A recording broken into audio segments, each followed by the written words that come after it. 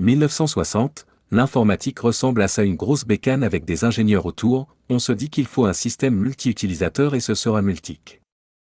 Mais il est lourd et lent, de là sera créé Unix en 1970 au départ open source, Unix devient commercial, les universitaires créent alors Minix, un mini-Unix.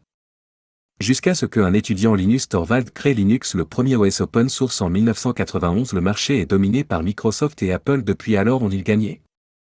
Oui, ils détiennent 95% des OS, Linux ne représente que 4% et c'est très peu, alors que 62% des serveurs l'utilisent.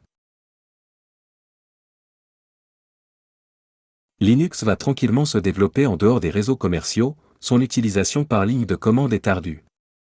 C'est une communauté refermée sur elle-même qui ne cherche pas le profit.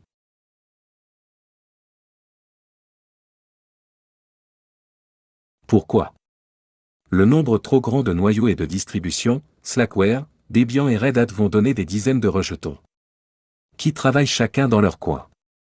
Et Linux ne devient convivial qu'à partir de 2005, il n'y a pas une communauté Linux, mais des communautés qui ne se parlent pas forcément, et c'est là leur faiblesse, les Linuxiens sont puissants, mais divisés. Pour débuter avec Linux, je recommande Ubuntu puis passer à Linux Mint ou Fedora. Arch Linux doit être réservé aux utilisateurs aguerris.